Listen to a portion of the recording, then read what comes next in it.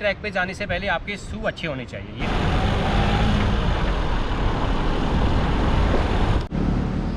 साथियों नमस्कार, मेरा नाम विजय नेगी है और मैं आज आपको उत्तराखंड के एक ऐसे ट्रैक पे ले जाऊंगा जो डे ट्रैक जिनको माना जाता है। छोटे छोटे जो ट्रैक हैं आप फैमिली के साथ कर सकते हैं और मैं आज जा रहा हूँ गुप्तकाशी से माँ अनुसुईया देवी और अत्रि आश्रम। आपने यदि मेरे चैनल को सब्सक्राइब नहीं किया है तो प्लीज़ सब्सक्राइब कर लीजिए।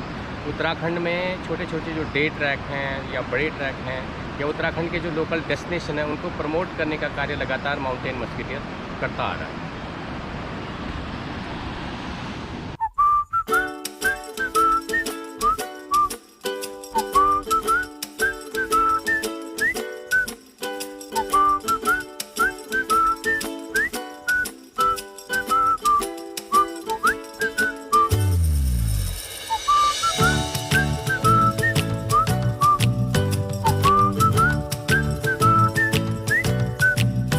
बरसात में यदि आप कहीं भी घूमने जाएं तो पहाड़ों की जो सुंदरता है वो उसमें चार चांद लग जाते हैं। चारों तरफ एक तो हरियाली होती है और जहाँ पे भी आप जाएं ऐसे बहुत सुंदर सुंदर झरने हर जगह पे आपको मिल जाते हैं।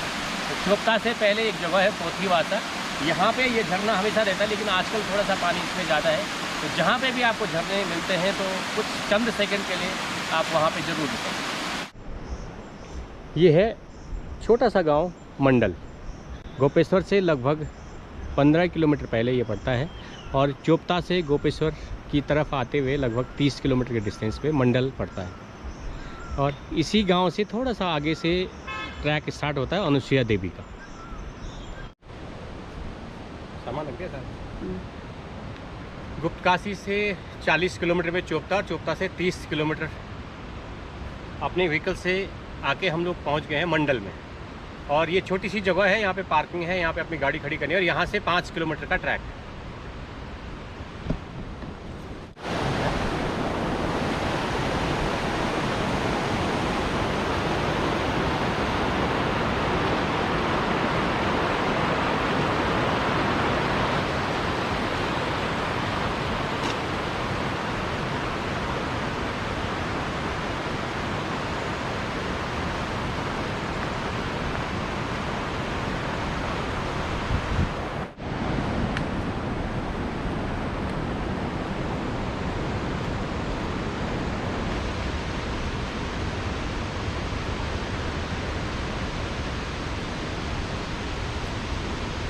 कोई भी आप ट्रैक कर रहे हैं, किसी भी ट्रैक को स्टार्ट करने से पहले कुछ बेसिक चीज़ों की जो आवश्यकता होती है उसको ज़रूर पूरी करें।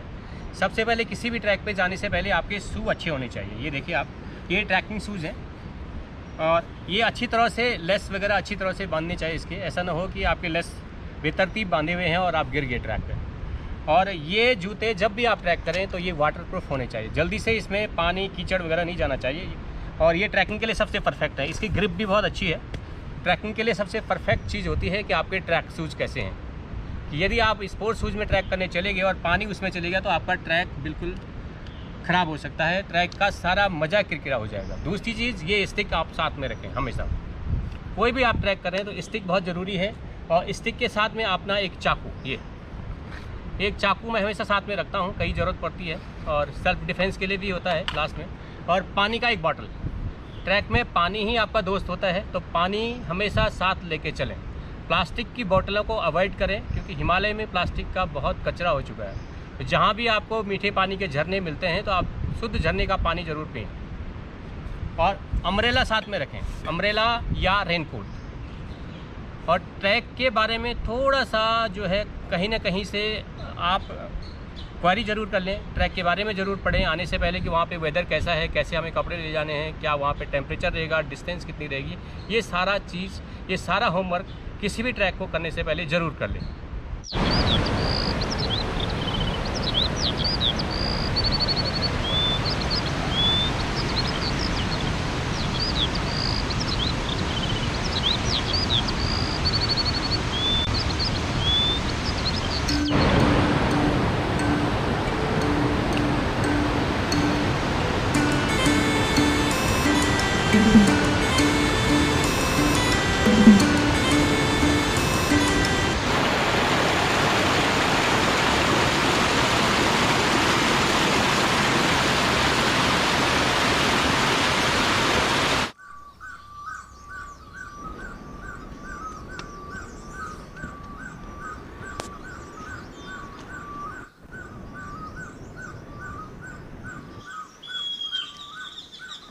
ये देखिए कितना सुंदर ट्रैक है और पक्षियों की आवाज़ें सुनिए।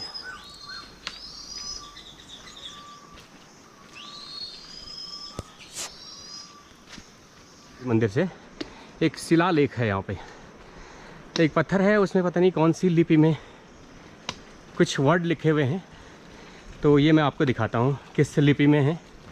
एक बहुत बड़ी चट्टान है और नेचुरल चट्टान है, उसको काट के पता नहीं कौन सी लिपि में कुछ वर्ड लिखे गए हैं। देखिए आप, ये पानी भी आ गया है लेकिन कुछ लिखा हुआ है किसी लिपि में।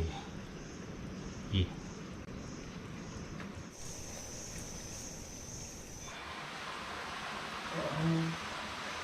अनुसुईया माता मंदिर की ठीक पहले, लगभग 100 मीटर पहले, ये देखिए गणेश जी की प्रतिमा यहाँ पे किसी ने स्थापित नहीं की है। ये नेचुरल एक पत्थर है, उसको थोड़ा सा काट छांट करके ये गणेश की प्रतिमा पहले से इसी रूप में थी, लेकिन हल्का सा इस पर चित्रकारी करके और ओरिजिनल स्वरूप में गणेश जी यहाँ पे विद्यमान है। पीछे आप देखिए माता अनुसुईया का दिव्य और भव्य मंदिर है। इस मंदिर के बारे में ऐसा माना जाता है कि यहाँ पे सतयुग में माता अनुसुईया खुद यहाँ पे सशरीर रहा करती थी। चारों तरफ हिमालय की पहाड़ियों से घिरा हुआ कत्यूरी शैली में ये बना हुआ मंदिर समर्पित है माँ देवी अनुसुईया को। देवी अनुसुईया अत्रि मुनि की पत्नी थी और अत्रि ऋषि के साथ साथ यहाँ पे योग ध्यान किया करती थी। ये वही स्थान है जहाँ पे देवी ने अपने तपोबल से भगवान ब्रह्मा, विष्णु और महेश को बालक बना दिया था। लेकिन कालांतर में धीरे धीरे जब देवी लक्ष्मी, पार्वती और सरस्वती ने सच्चाई जानी तो देवी से क्षमा याचना की और अपने पतियों को मूल रूप में लाने की प्रार्थना की। तो ये वही स्थान है हिमालय में। आज भी निसंतान दंपति भारत के कोने कोने से आके यहाँ पे आते हैं और माता की पूजा अर्चना करते हैं। ऐसा माना जाता है कि माँ के दरबार से कोई भी खाली हाथ नहीं जाता है। अनुसुईया देवी मंदिर से ठीक 1 किलोमीटर चल के अत्रि ऋषि का आश्रम है और वहाँ पे अत्रि फॉल है। तो आइए चलते अत्रि आश्रम।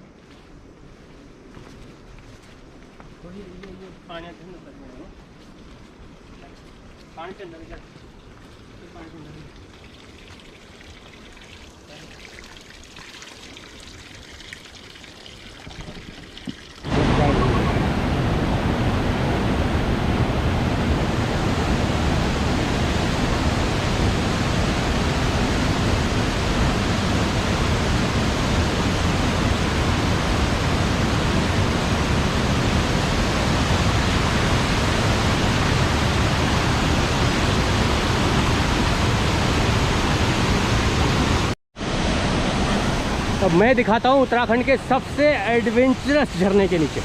ये है अत्रि फॉल। अनुसुईया माता मंदिर से लगभग 1 किलोमीटर के डिस्टेंस पे ये झरना गिरता है। ये देखिए आप, ये यहाँ तक इसकी पूरी बूंदें गिर रही है, यहाँ तक ये भिगो रहा, इतनी हाइट से ये गिर रहा है। ये देखिए, और यहाँ नीचे ये तालाब बना हुआ है और यहाँ इतनी हाइट से ये झरना गिर रहा है। लोग इसकी परिक्रमा करते हैं। झरने के अंदर यहाँ से चढ़ के ये जो चट्टान है, मैं आपको चट्टान दिखा दूँ। ये चट्टान है, इससे लोहे की चेन लगी हुई है। इस चेन पकड़ के और इसके अंदर छोटा सा एक रास्ता है, यहाँ पे अत्रि ऋषि तपस्या करते थे। और ये झरने के आगे छोटा सा महीन सा रास्ता बना हुआ है और उस झरने के पीछे से कट होके जो यहाँ नीचे आता है। गुप्त काशी से ऊखीमठ चोपता होते हुए हम लोग आज अनुसुईया देवी गए और ये ट्रैक सिर्फ ट्रैक ही नहीं है, आध्यात्म की एक जर्नी भी है। और माँ देवी अनुसुईया को समर्पित जो मंदिर है वो उत्तराखंड में पॉजिटिव एनर्जी का एक जीता जागता उदाहरण है। तो आपको ये हमारा आज का ब्लॉग कैसा लगा? अगर आपको अच्छा लगे तो इसको शेयर ज़रूर कीजिए। अगर आपने चैनल को सब्सक्राइब नहीं किया है तो प्लीज़ चैनल को सब्सक्राइब भी कर लीजिए। Thank you.